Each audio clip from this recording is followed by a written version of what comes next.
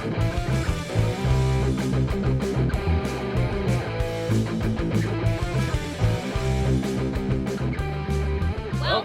to Tabula Rasa, bitches. Hello. Hello. My name is Allie. And I'm Nick. And welcome to Season 1, Episode 10 of Tabula Rasa, bitches. We're so glad you're here. We are.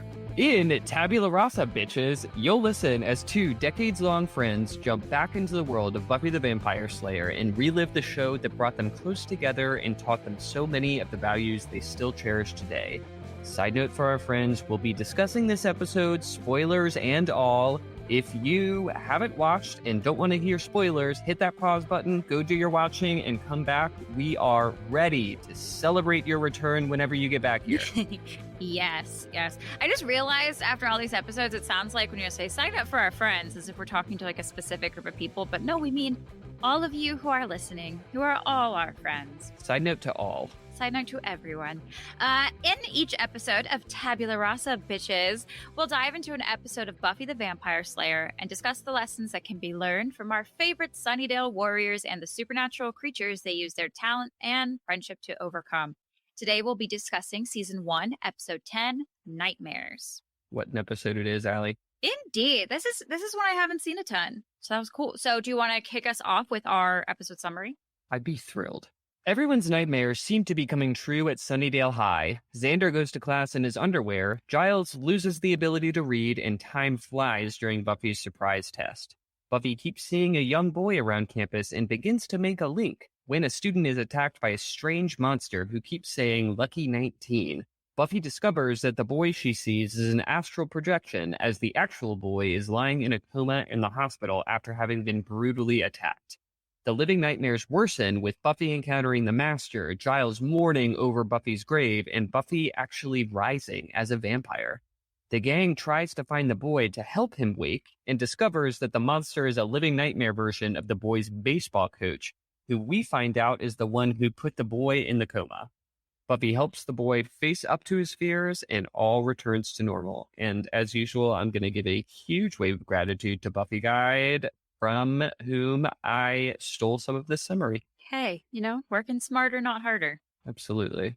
So yeah, like I said, this is a good episode, and yet it's one I feel like I've barely seen. I found myself too. This was definitely one of the fresher takes for me. I don't know why. It's a great episode. I don't know why I haven't watched it as much. I think it just falls in that, like, it's not the first group of episodes. It's not the last group of episodes. It's just that weird in the middle that, I don't know. Totally. I think when I'm doing a rewatch, I start out very, very detailed in my watching, and then it kind of takes off, and there are multitasking. I don't know, this falls into a slump for some reason, but I like it. I like it a lot. I think it's powerful. Agreed. I mean, I think this is absolutely something that everyone can't, whether you're talking about like literal nightmares when you're sleeping or just like the metaphorical nightmares. I think it's something that everybody deals with. My first note starts with the first opening scene. Buffy has some adorable pigtails. I had a note about the pigtails too. I said, hell yeah, strong girls wear braided pigtails, because I wear those all the time. You do, and you rock the pigtails. Thank you. I wonder what the ideal Slayer fighting hairstyle is. This is something that I think about a ton in action movies and stuff, because you see a lot of people with their hair out, and I'm like, I don't believe it. I just don't buy it. One of my favorite moments in Birds of Prey, the emancipation of one Harley Quinn, was in the big, like, climactic fight. One of the girls turns to the other, and because she's been like messing with her hair or something like that, and she like offers her a hair tie. And I was like, yes, yes.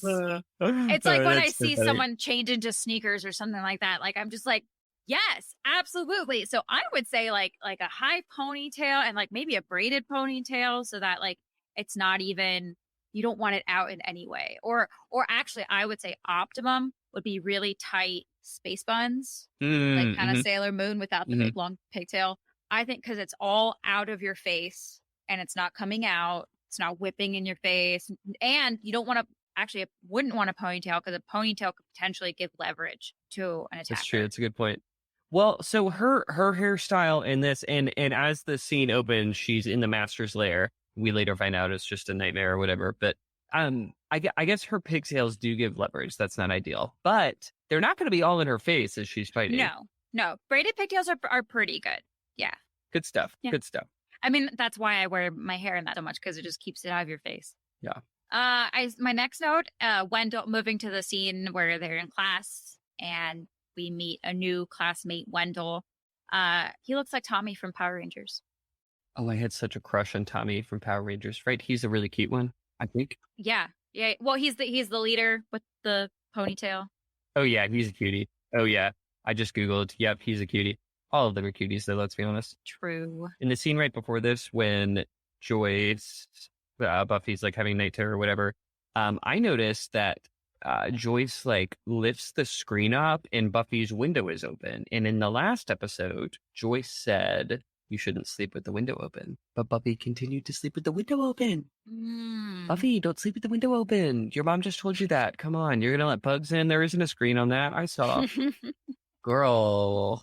Gonna let demon puppets in. Who knows? Well, and that's the thing is that, like, well, I don't know. I guess if I'm Buffy, I'm like, if a window would impede it, like, you know, like if it's a big enough deal that I'm worried about it, then the window probably wouldn't stop it anyway. That's true. So. Yeah, I'll sleep with the dice draft coming in. That'll be. Or I don't know. After the puppet, maybe I am making sure those windows are closed.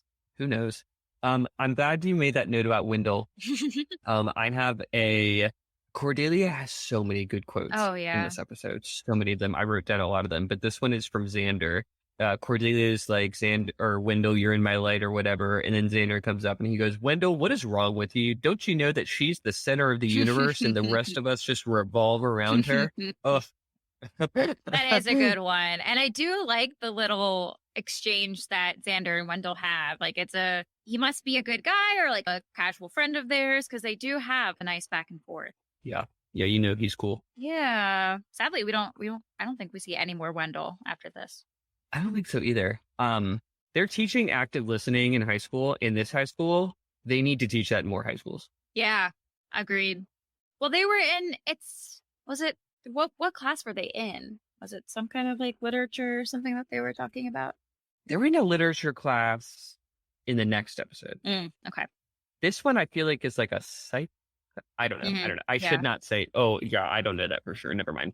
I take it back. I have a note, boys is stupid, but I don't know what that refers to. It doesn't keep it from being true. I don't know. Probably like just a salient point to raise, any time. Yeah. Yep. It's a Julie Pressism. Boys is stupid. And my dad's corollary, dames is trouble. I don't know about that second one, I think, but the first one for sure. So Wendell opens his textbook and we get a first glimpse into people's nightmares coming true, all the spiders everywhere. I'm just saying, I too would scream absolute bloody fucking murder if spiders were crawling all over me. Especially that number. There's like, it's not just one. Yep. It's not just one. It was a lot. They're all over him and multiplying, it seems like. Oh, and also just like completely out of context. You're not like walking through a forest. You're not, rummaging in an attic. You're in the middle of class. You open your book and spiders pop out. It's a nightmare. Hey, he said it. Yeah, no, I would scream. I am not a fan. I think that spiders can be very useful. They eat mosquitoes and shit, but it doesn't mean I want to see them. Yep. Now that I know you're here. The rule that I have with spiders and nature just in general, I celebrate you outside my house. Oh my God, here for you. Yes, get it, do your thing. The second you cross the threshold into my space, we're done. Right. Our relationship's over. This is going to end badly for you. Like, I'm great with the concept that you exist, or even the concept that you're inside my house. Cause like, okay, good. Cause like bugs, I'd prefer you eat them, whatever. But then once you show up in my shower, sorry, you're drowning. I'm putting you down the drain. Like that's the deal. Cause now I know where you are. And what's worse than seeing a spider than no longer seeing a spider? Yes. Oh my God. Yes. Right? Like, where is it? Right. They move fast. Yeah, losing it is horrifying. Yep.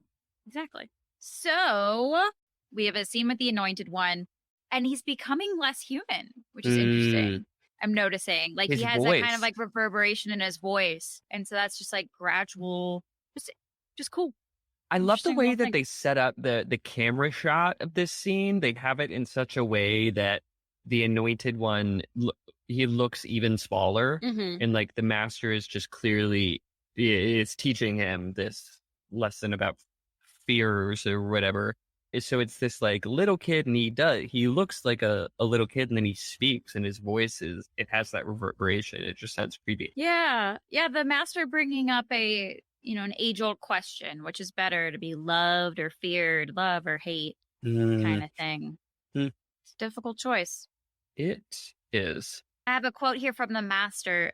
If I can face my fear, it cannot master me. And I was like, you're not wrong. You're evil, but like, that's true. The Master has some good advice, doesn't he? Yeah, absolutely.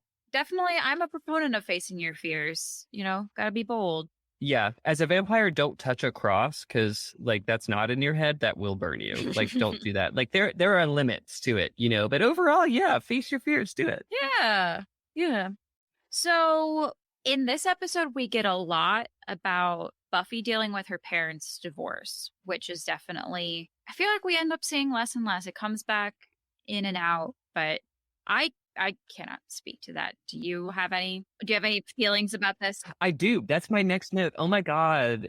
Yeah. Yeah. So Buffy's mom is dropping Buffy off, and Buffy is like asking questions. It's basically, she's basically asking, like, is Dad gonna flake on this visit to me this weekend? Like, should I actually get my hopes up? And Joyce has this quote.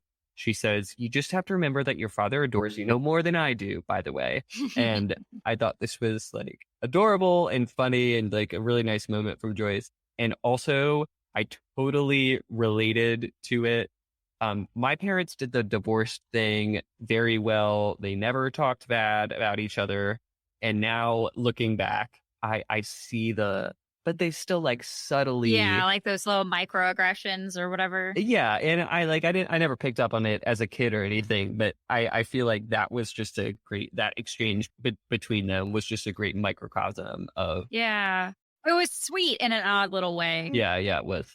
I had a comment just that, I know that's definitely the right thing to do to like, not say anything bad about the other partner and stuff, but like, oh God, that must be so hard not to say anything. Yeah. Because yes, there are some divorces that are like super amicable. They're still friends. They co-parent.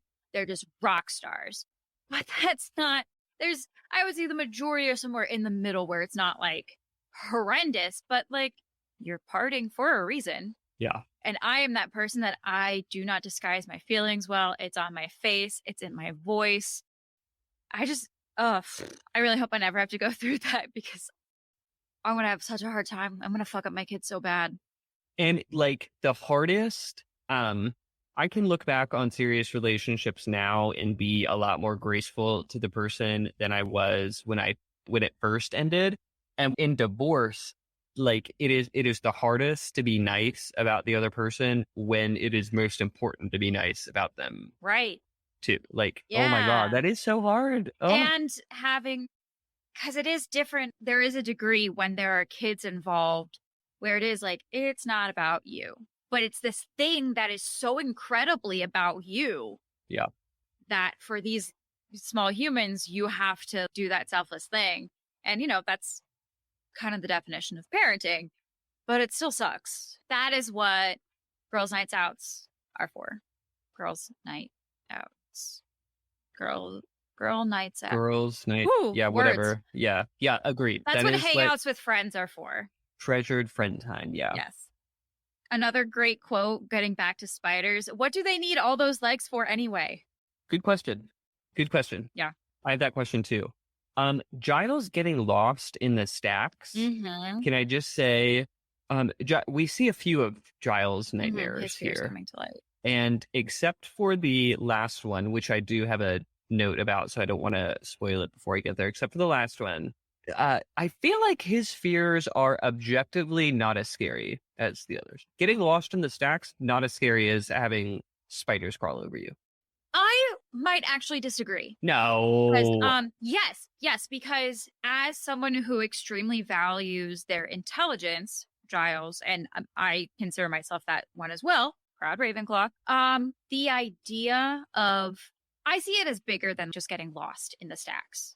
Yeah. I see that as being like symptomatic of him fading. Mm. That kind of thing. So, like someone who is really good at memorization and can't remember something, or if you got lost on your way home or something like that, I find that terrifying. A lot of those prospects of getting old and things like that. And Giles, like his whole thing is knowledge. Yeah. And his whole thing is the library. So if suddenly he can't find his way around, that is disorienting. That can mean other things, which can be frightening. I actually think it is a considerable fear. Well, okay. So this is my advice to you, smart people. As a proud Hufflepuff, I'll just say, get stupider like the rest of us. God damn it. Come on. Give up some of your brain. You'll be fine.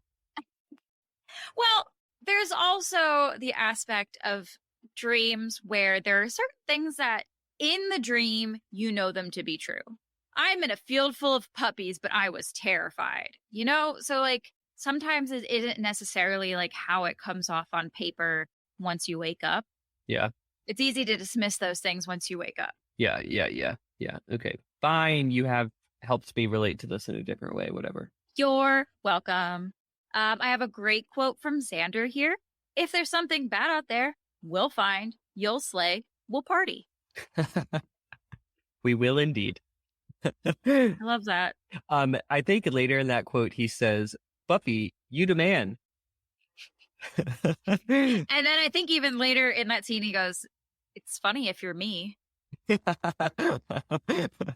was like, so true. So true. Sometimes I just say things for my own amusement. It's okay if you don't laugh. It's funny to me. Yeah, I'm happy. Whatever. I totally get that. So I think they all decide they're gonna talk to Wendell, who had the spider incident or whatever, and then they do talk to him, and he talks about his spider collection that his brother accidentally killed or something, and he's talking about it gets deep. It does, yeah. Unexpectedly, you're he's like, I'm not afraid of spiders. I love spiders, but I killed them all, and now I have this guilt, and I have these nightmares or whatever. And just side note. He's talking about his collection. He's going through the different species in it. I don't know many of them, but he does mention at one point keeping black widows. That's a bad idea. A child shouldn't keep black widows. I'm not mad that they died. Yeah. I mean, I'm like sort of opposed to pet spiders, full stop. True. Like, there are certain things that, like, I plan to be a very doting parent, but there might be certain things where my parents like, I want a snake, and I'm like, probably not. Yeah. I want a spider. I had a pet mouse as a child. That's where I draw the line. That's where my line is. Mice are actually extremely good pets. They're smart. They're very clean. And they're so cute. And they don't take up a lot of space. I'm all about having a mouse. Yeah. Snakes, spiders. Yeah. Ants. No. Yeah. I just don't see the appeal. Yeah. Birds. So not about birds. Oh, not about birds. No. My cousin had a bird and she would just like keep it out. And I like, does it poop everywhere? Yeah. I like found poop behind my ear. Like it was just I don't love that. It was unsettling. I feel like I couldn't relax. Like, no birds. I just don't get the appeal. Like I want a pet that I can cuddle. So like, I just don't get it. I do like cuddling. Yeah. So one of Buffy's fears is pop quiz. Did you ever have a test like that where you're just like, I don't know anything? Yes. I want to go back to this point because I have a point about this pop quiz specifically. I remember one time I was sitting in senior year of high school. You've just triggered me, Allie. I'm so sorry. You've just triggered me. I'm sorry. Apologies. Senior year of high school, I had psychology, AP psychology, first class of the day. And it was during that time, like right before school where we're like, I don't know, how long did we, like 15 minutes or whatever, when everybody got there before class started or whatever. And it hit me that I had a big test and the unit was something like the biology of psychology or something, like in the weeds. It hit me that I had a unit test that I had totally forgotten to study for. And just that sinking feeling. Everybody who's listening, and I'm sure you know exactly what I'm talking about. Uh-huh. Yep. Yeah. I got a D on that test. Which, honestly, the fact that I got a D, Yeah. no, that's pretty bad. I didn't know what I was doing. It's bad. Yeah. It's bad. Thanks, Allie. Fuck It you. is. I'm agreeing with you. You know me. I'm not in that C's get degrees camp. I'm just not. No, well, and so I came close to those, but was saved both times. So one of the times I was like freaking out and my mom let me stay home.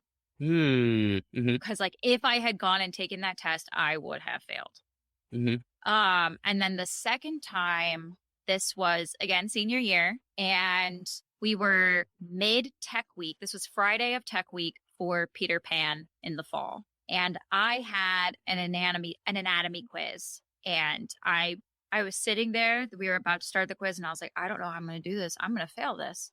And right before we started, Miss Rajowski said, hey, if anybody in Peter Pan, come see me at the back of the classroom.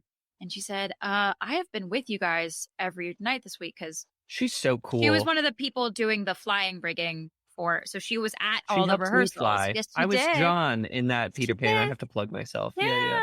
That was a crazy time. She helps me fly. That was nice. So so she was one of the people doing the flying rigging. And so she was there every night of tech rehearsal. And she said, I don't know how you guys had time to study because I saw how long you guys were there. And I was like, we didn't. That's the answer. We didn't have time to study. So she said, if you guys want to take it next week, I'll let you. Angel. I nearly cried. Like I literally almost cried because I had so many teachers who just never understood that like I had other things outside of their classroom. So I really appreciated that. And then I put my head down and took a nap. What a gal. Shout out to her. It was amazing. Hey, Tara. So Buffy is taking the test, quiz, whatever it is. There's a few spots I paused and I read the questions she was asked. I'm going to ask you one of the questions, Allie. Oh, God. This is a hard test. I don't know the answer to this, and I'm wondering if you know the answer to one of these. Well, that's why it's a nightmare. By the way, there were grammatical errors in the test itself, but that's fine. I've corrected them in my notes here. This is one of the questions, Allie. Are you ready? I'm ready. Give 'em hell, Harry, refers to which U.S. president? Why was this term coined? What was the single greatest accomplishment of his administration? What was his greatest defeat? So it is Harry Truman. I don't know anything beyond that. Didn't get there. I think. I'm going to Google that right now. Hang on. I can't imagine who else it would be. I think that's our only Harry president. Harry. What was the campaign? What was his Why was the term coined? I don't know. Oh, why was the term coined? Give him hell, Harry. I don't think we didn't do a lot with presidents in our times of school. Yeah, the class she was in was American history. That's hard though. Damn, this wasn't a gimme. Yeah, you're right. That's why it was a nightmare. Yep. No, not a fan. History was not my greatest subject. I did do AP US history and I think I got a 3 on the AP test. It's out of 4, isn't it? Out of 5. Out of 5. I still may have gotten a 3, so. Well, you know. Didn't fail. I had another point. I forgot it. Oh, well. What's your next note? Basements. Inherently creepy. Also, is that the best place to take a smoke break? I also said that. 0 ventilation. Yeah. I don't know how you're hiding it. That's also just like, I don't know. Can't you smoke in the bathroom like a normal person? And are there not smoke alarms in the bay? I think there are. I think it would be in some ways more important for there to be smoke. I don't think. Yeah. Girl, you stupid. I don't want you beat up, but girl, you stupid. Yeah. And then she does get beat up, unfortunately. Smoking kills. Yeah, as she's getting wailed on by this demon. Oh, poor girl. I thought that was pretty great. This is about honor. Sunnydale High School has a biker gang. Yeah, there was some group that was looked like they were going to rumble or something like that. Yeah, this was one of those I had. Yeah, so the next scene, yeah, they look like they're out of the movie Grease, right? Talking about the fight they're about to get into, and I kept trying to remember this was one of those I hadn't seen it in a while, so I forgot. I was like, okay, is the fact that they're it was such a parodied image of Right. Which part of it is the dream? right. And then his mom comes in and embarrasses him, and Yeah. that's the nightmare part. But yeah, I was like, they have biker gangs. Yeah. Okay. I mean, I guess not the most unbelievable thing to come out of Sunnydale High, but still. Well, and it turns out a lot of the things that when I watch movies and TV shows and I'm like, that sounds ridiculous. Then, you talk to somebody who grew up in a different part of town or in a different state or in a smaller, bigger city, whatever. They're like, no, that happened. Like, that definitely happened. I remember in high school getting really excited when I saw a fight because I was like, oh, it's just like in the movies. I didn't stay very long because the crowd started like getting knocked into and stuff. And I was like, okay, time to get to class. But Okay, I was yeah. like, oh my God, like there was a fight and people are like forming and watching. I was like, oh my God, this actually happens. I've had the experience. I'm good. We're done. But like Yeah. gangs exist. So who says that Sunnydale doesn't have a gang? Maybe a really lame gang because it's just a small school, but like they probably thought they were cool. Totally. And to one of those gang members, it probably would be extremely embarrassing to have your mom come in and embarrass you like that. Right. I don't know. Be all lovey all you while you're trying to be tough. Yeah, totally. I could do that. Yep. Xander's fit. I have a heart. I liked his outfit. I like his outfit even more in a hot second. When we because this is the dream sequence. That's why I liked his Yes, outfit. yes. Yeah. Oh, Yeah. okay. Yeah, that's not Nicholas Brendan almost naked at this point. Probably not so much now. At that point, Nicholas Brendan shirtless is definitely a dream and not a nightmare. Absolutely. Like right before that scene, we see Willow open her locker, and on a sticker in her locker says Nerf herder. And I was very confused, but I was like, Nerf herder, what the hell is that? Oh, did you look it up? Sure did. They wrote the Buffy theme song. Yeah, they did. How about that? Of course you knew that already. God course damn I it, did. Allie. Well, also, and maybe this is where the band gets their name from, probably is Star Wars Episode 5. It had the Star Wars font. I thought it did. Yeah. Yeah, Star Wars Episode 5, Leia calls Han a scruffy looking Nerf herder. Wow. Neat. It's a really cute scene. It's when like the sexual tension is like really heating up. And she's like, you scruffy looking Nerf herder.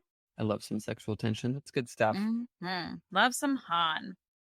And then, this dad stuff. So heartbreaking. Oh, devastating. Yeah. So Buffy's dad shows up, and we eventually learn it's part of the nightmare. But yeah, he's just saying horrible things to her. And the tone as he's saying these things is like very matter of fact. It's like gentle, almost kind, and some with the tone of it. But like talking down, like, how do you not see this? Like, this is so obvious. It's condescending, isn't it? Yeah. Mm-hmm.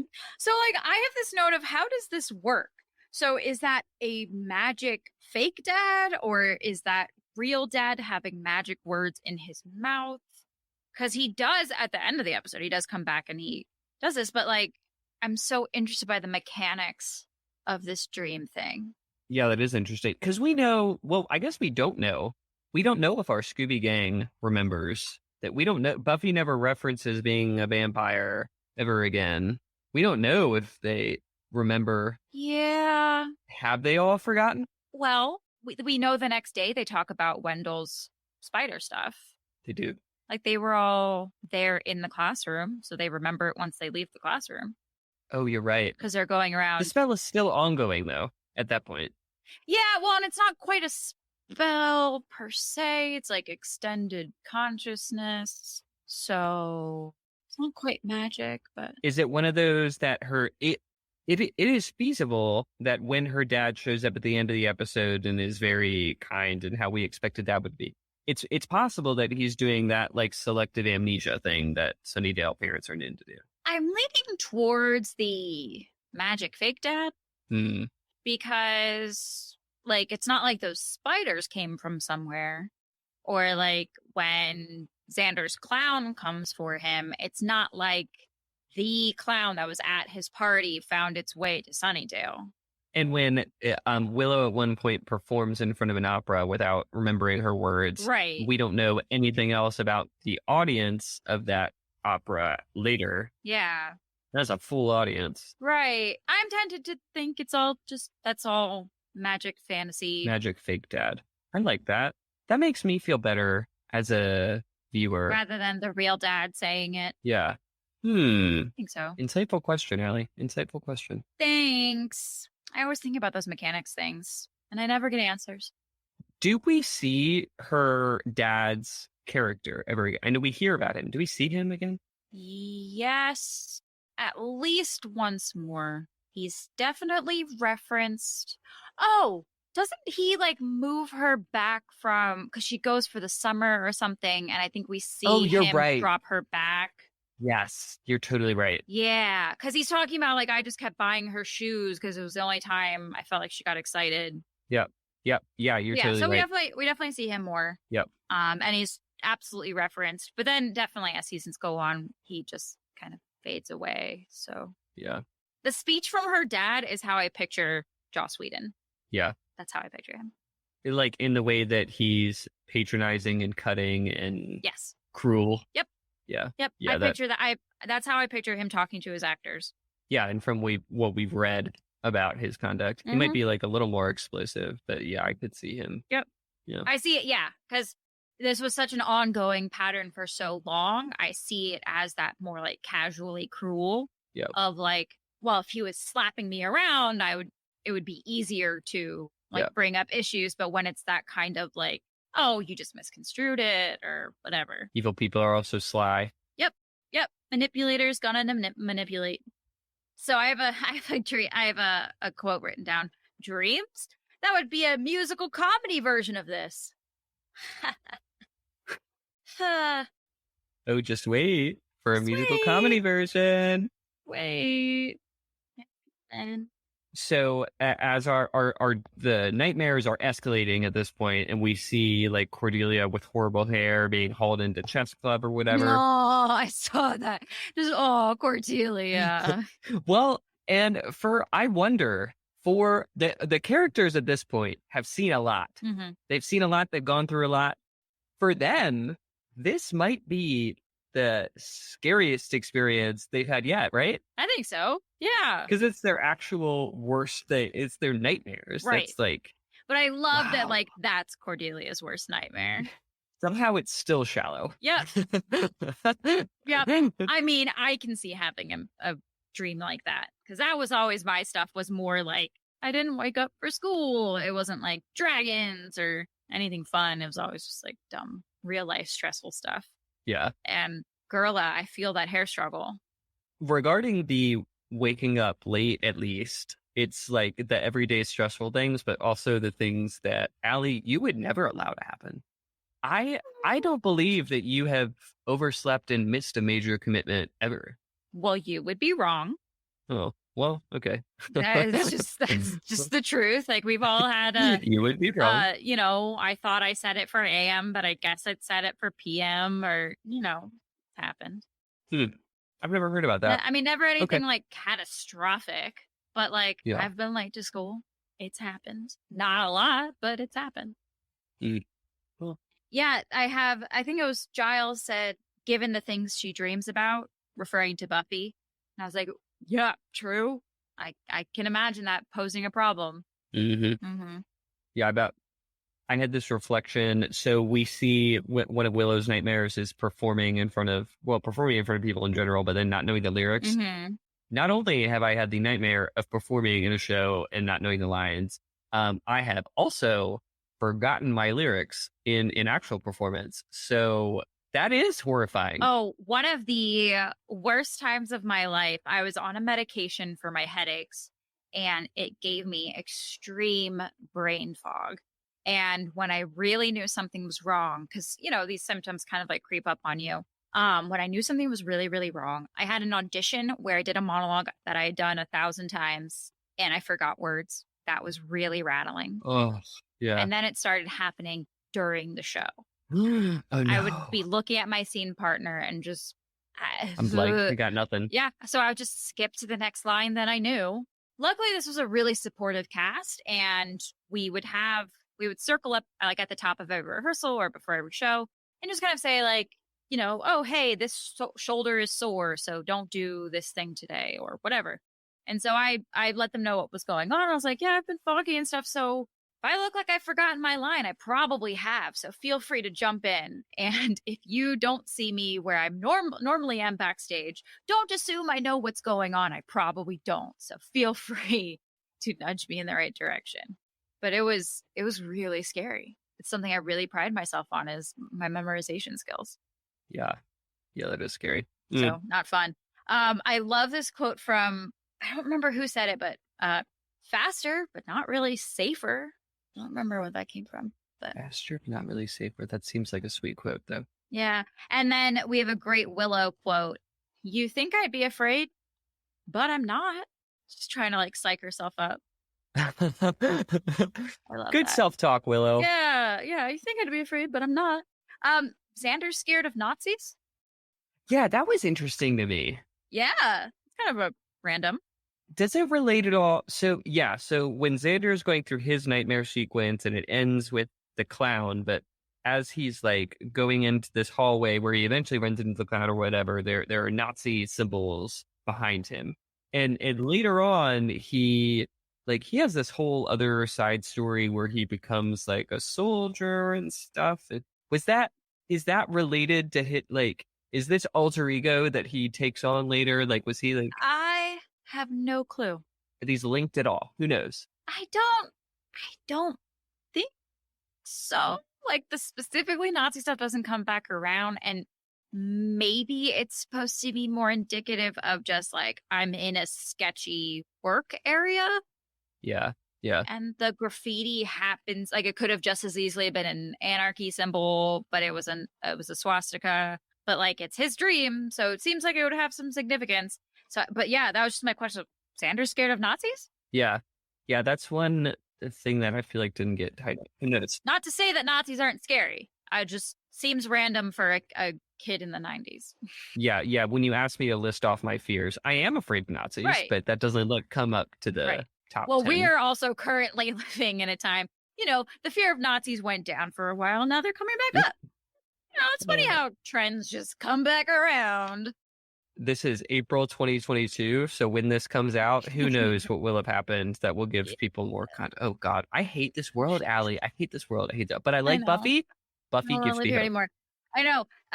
Although, funnily enough, my next note is just abuse, which is horrifying. Which is what ends up being a coloring theme of this episode, because that's why this kid was so scared of his baseball coach. Yeah, I have a note related to the comparative evils of the various villains we've encountered. Mm-hmm. And I feel like this Little League coach that put this kid in a coma. Yep.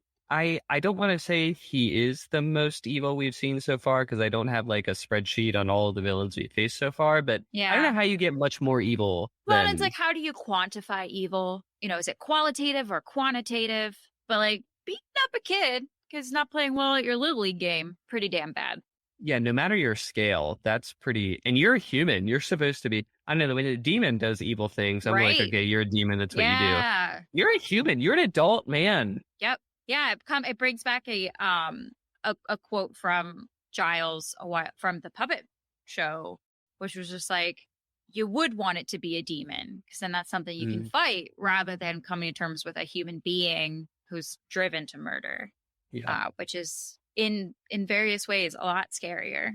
Yeah. And interesting how some of these dreams come back. This will not be the last time that we see Willow dreaming about stage fright. It's not? Nope. No. Oh, I think I'm forgetting something. Season 4 finale, when they're all having dreams. You're right. Mm-hmm. I always skip that episode because yeah, you're so That's right. a good episode. Yeah, I wear the cheese. The cheese does not wear me.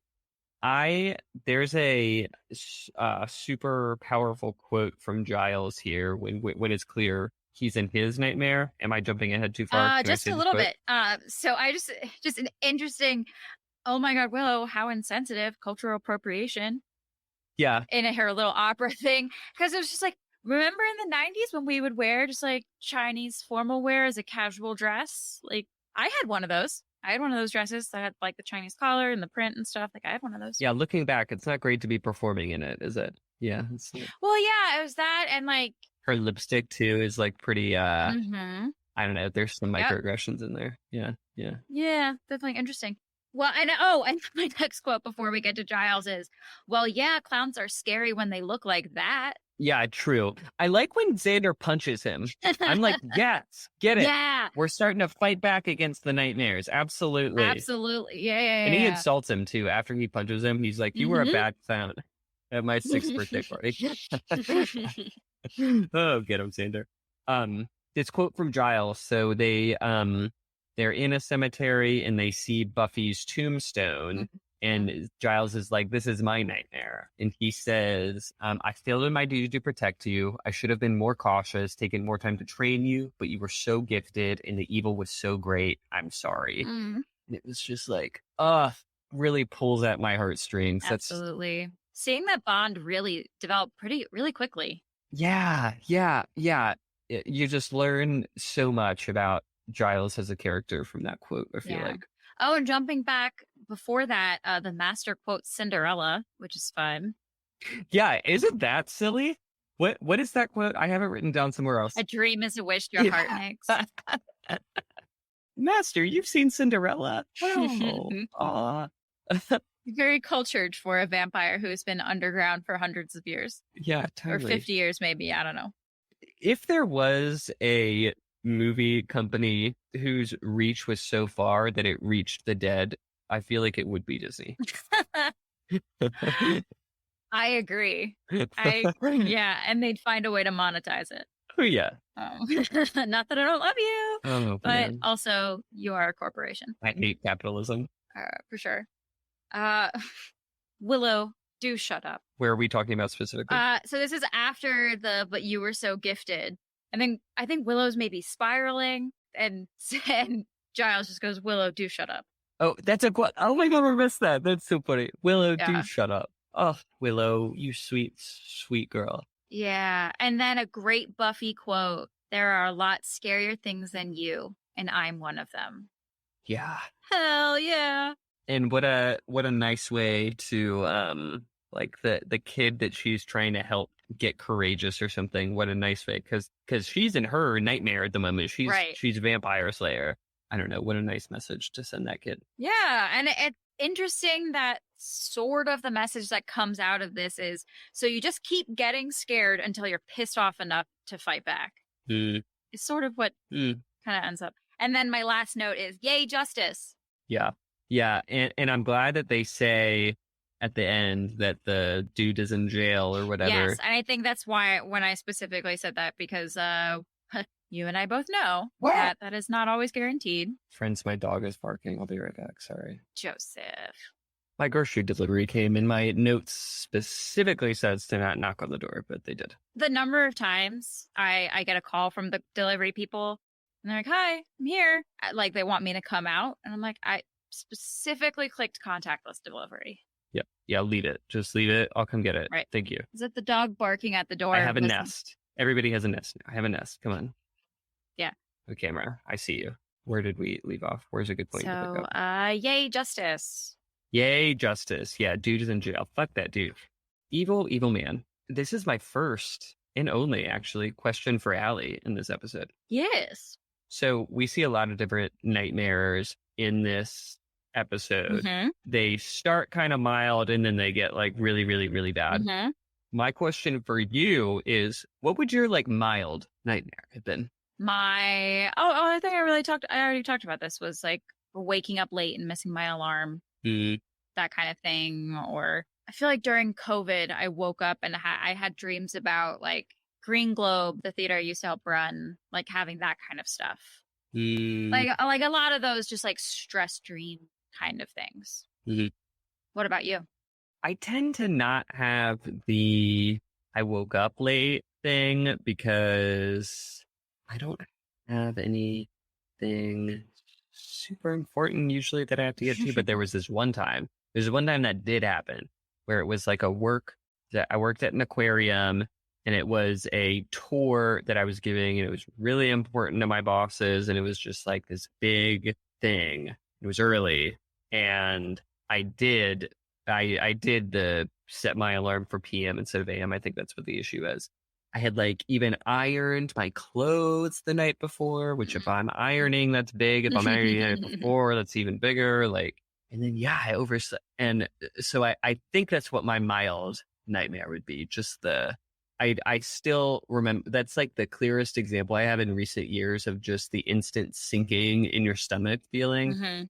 I did have a mild nightmare the other night that Joey, who for our friends listening is currently sitting on my lap So because he's having an attitude cute. problem and barking at things. Joey's not always super receptive to strangers. There's a process you have to go through to when somebody new comes in. It's like whatever. And I had a nightmare the other night that he didn't attack somebody, but it was like he nipped at him. Like it wasn't the type of full on attack, Right. but it was like bad enough that it A was thing. scary. Yeah. That might be it too. He's And just, what would be your extreme dream nightmare? Like, have you had any really bad ones? extreme. I was thinking about this too. You can edit this out if this is too deep. I've lived the extreme nightmare a little bit. My nephew passed away from brain cancer. And being with somebody in their final moments is one of the highest honors you could ever have, and very meaningful. And I would, whatever. Also a huge nightmare. I was gonna say also understandably awful. Yeah. So I think probably like losing somebody that I loved would be isn't that or like having some encounter with mortality, like some sort of major illness diagnosis. That would be, I don't know. What do you think? So I actually have the worst dreams. 2 dreams I ever had. They happened. I don't know if this has ever happened to you, where you like wake up from a nightmare, and if you don't like do something to shake yourself out of it, you'll go back to the same dream or just like continue having bad dreams. Yeah. Yep. So that used to happen to me. So I'm trying to remember the order. So the first dream, I went up to my dad's room. I was supposed to like wake him up for something, and he was dead. And you know how you have dream logic, and it's not real logic, but it's dream logic. So in my head, I was like, I can't carry him. I have to chop him up.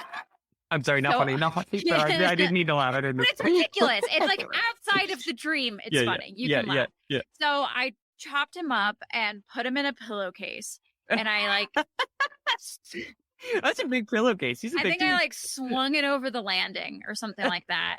And then I like heard people coming, and then I had the thought of, oh no, what if he wasn't really dead? Well, he is now. Well, also, what if they think that I've dismembered a murderer? Yeah.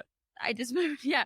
So so that was one dream. I'm sorry, that sounds terrifying. And then I wake up. It's horrible.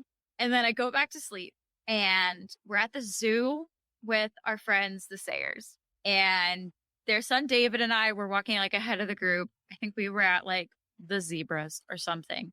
And then some crazy woman runs by us, stabs David.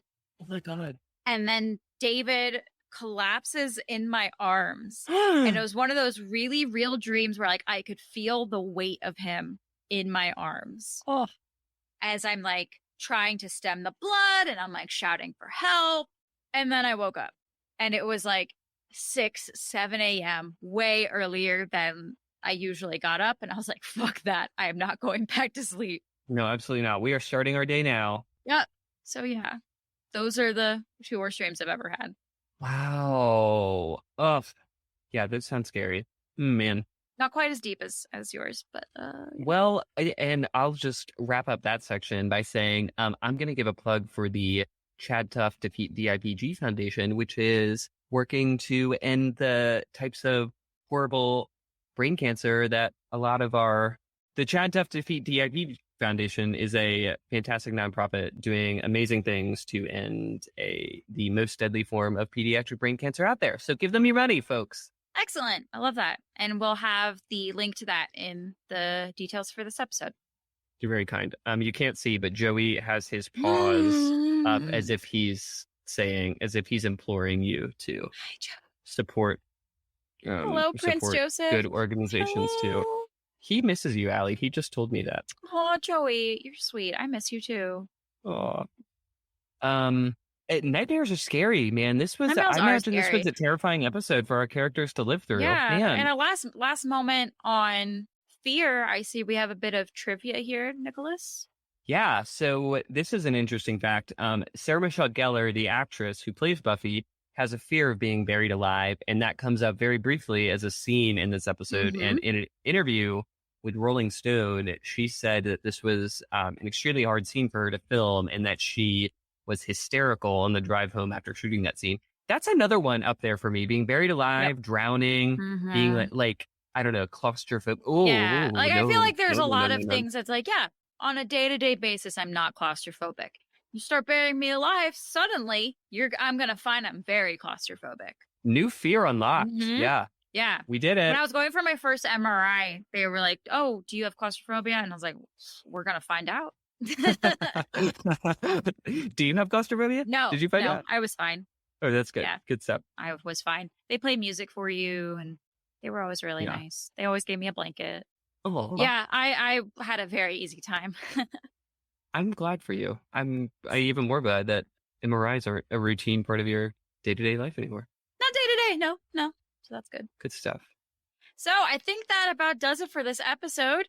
Thank you so much, everyone, for joining us, and we hope you'll join us again for our next episode, where we'll discuss Season 1, Episode 11, Out of Mind, Out of Sight. It's another mind fucker.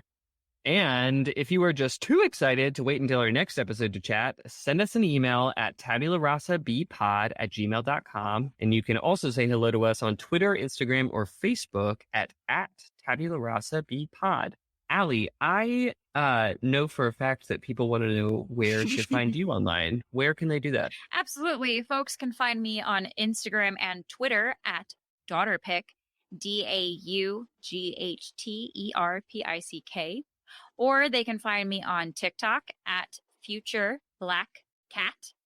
And if you want to support me as an artist, you can go to buymeacoffee.com/AlliePress, ALLIEPRESS, and toss a few bucks my way. That'd be appreciated.